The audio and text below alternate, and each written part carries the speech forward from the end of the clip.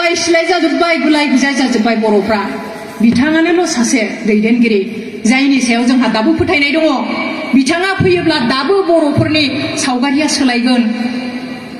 बेखौ बयबो साफ्रोमबो बर'आ खिन्थु फोथायो बेनिखायनो दिनै गिदों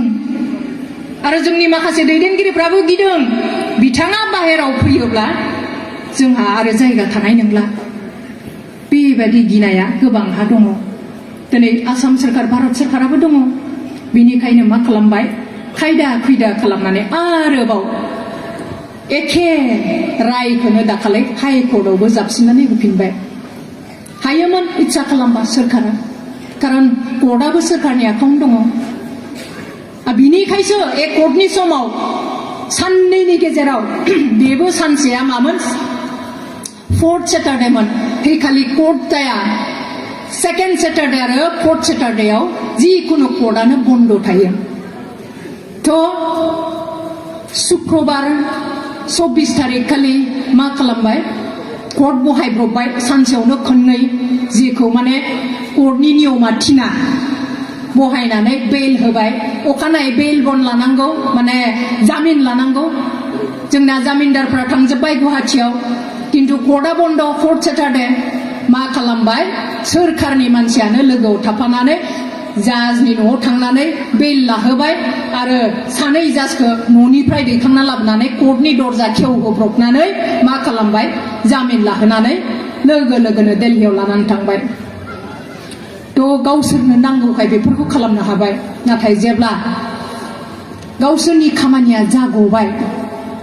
थगायनानै आरोबाव सोनानै दोनहरबाय तो बे एखे सिस्टेमजोंनो दाखालि 27 तारिखआव मा खालामनो हायोमोन बिथांमोना रन्जन दैमारिजों लोगोसे बिथांमोननि जायफोरनि केसआ दाखालि जाजमेन्ट होबाय बिथांमोनखौ दिहुननो हायोमोन दिनै बिथांमोननिनो सासे जोंनि गेजेराव दंफैयो राजु सरकार जायहा बर' नङा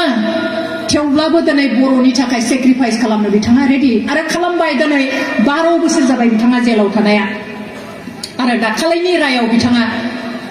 जेलाव हाबहैफिननांगोन लांफैथ'वाखै दासिम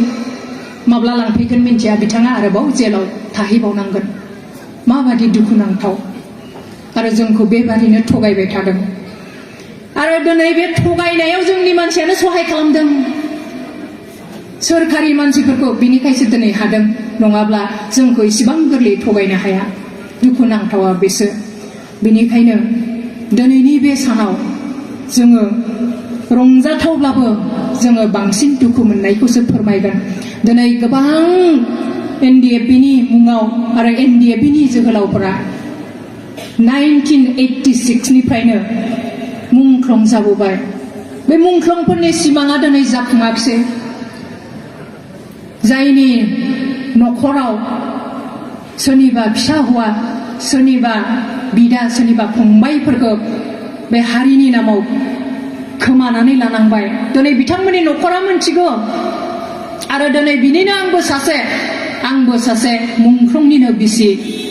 आं प्राउड फिल खालामो आं सासे मुंख्लंनि बिसि आंनि फिसाया हारिनि थाखाय सेक्रिफाइस खालामनानै गावखौनो बावनो हाबाय आं प्राउड फिल खालामो नाथाय बिनि लोगो लोगोनो आरो आं दुखुबो मोनो खारन बिथांमोननि सेक्रिफाइस खालामनायनि फिथाइखौ जों दिनै नुनो मोनाखिसै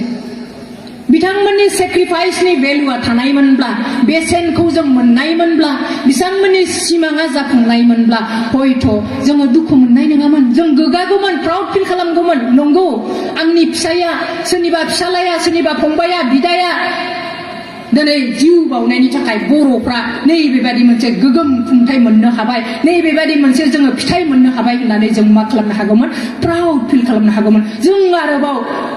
मा खालामनो हागौमोन गोसो देरगाय आरो गोग्गानायजों जों बुंबावनो हागौमोन नाथाय जों दिनै दुखु मोनो जोंनि फिसाइफोरनि सोरनिबा फिसाफोरनि सेक्रिफाइसनि भेलुखौ दिनै जोंनि मानसिफ्रा होनो रोङाखै मान सन्मान होनो रोङाखै जोंनि दिनै सोरखाराव थानाय दैदेनगिरिफ्रा दिनै नाय सोरबाया मुंख्लं जानायाथ' थांबायानोसै बिथांमोननि खोथाखौ जों रायखांलिया दिनै जेलाव थानाय जायफ्रा गोथां मुंख्लं बिथांमोननि थाखायबो दिनै सिन्था खालामनो बिथांमोनहा सम गैया बेबादि दिनै NDA-खौ खालामनानै दोनफैबाय आरो दिनै जायफ्रा न'आव दङ बिसि फिसा लानानै बिथांमोननि अबस्थाखौबो नोंथांमोना थांनानै नुहैगोन हयथ' बे गामियावबो दङ सोरबा थागोन गंफ्रोमबो गामियाव NDA-नि न'खर दङ बेनिखायनो नोंथांमोनाबो हमदांनो हागोन मिन्थिगोन जे बेसेबां दुखुआव दङ दिनै NDA-नि जोहोलावफ्रा दिनै न'आव थानानैबो बिथांमोना गावनि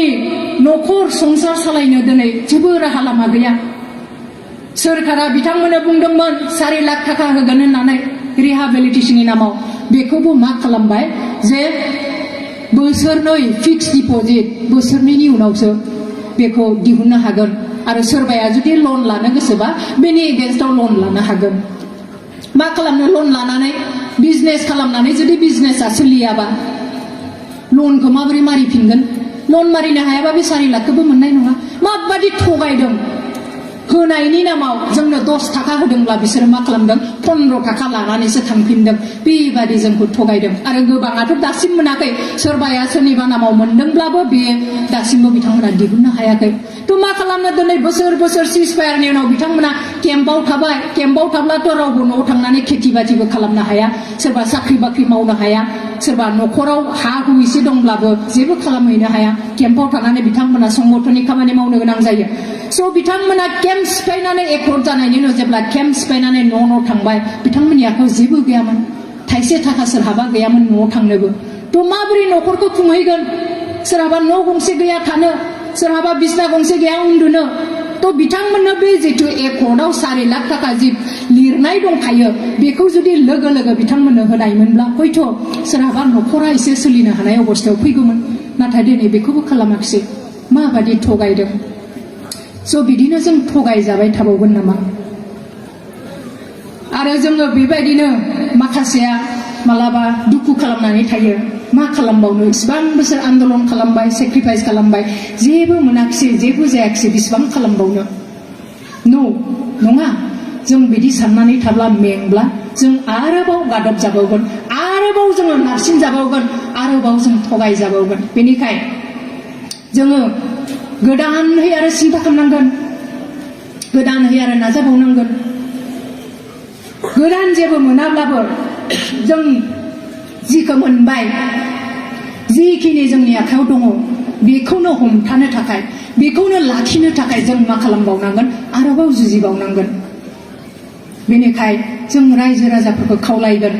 मेंनो नाङा बानो नाङा नंगौ मालाबा बानाय मोनो मेंनाय मोनो दुखु मोनो जे मा जाबावगोन बर'फ्रा मा खालामबा माबोरै जोङो खौसे जानानै जोङो आरोबाव हारि हिसाबै गसंनो हागोन गोबां साननो गोरोंफ्रा सानो नाथाय दिनै जोंनि दैदेनगिरिफोरनि जिथु थगायनाय आखल बे थगायनाय आखलनिफ्राय जोंनि रायजो राजाफ्राबो मेंनानै दिनै गोबाङा ओंखारनो बायो जुजिनो बायो नाथाय बे नङा जों सोरजोंबा थगायजाबाय होननानै जनानै थाबा जानाय नङा जोङो नाजाबावनांगोन मावनांगोन जुजिनांगोन ओंखारनांगोन सोरबाया ओंखारनो हायाब्लाबो मा खालामनांगोन थुलुंगा होनांगोन नङाब्ला जोंहा जि दङ बेबो मोनसे समाव जोबलांगोन दिनै उदालगुरि बायदियाव गुबुनारिफ्रा बर'नो हा फाननाङा बर'आ हा बायनो मोना होननो आरम्भ खालामदों सांग्रां जा रायजोफोर उदालगुरि बायदियाव उदालगुरिया सोरनि हा जोंनि ट्राइबेलनि बर'नि जों थागिबि बे जायगानि नाथाय दिनै जोंनि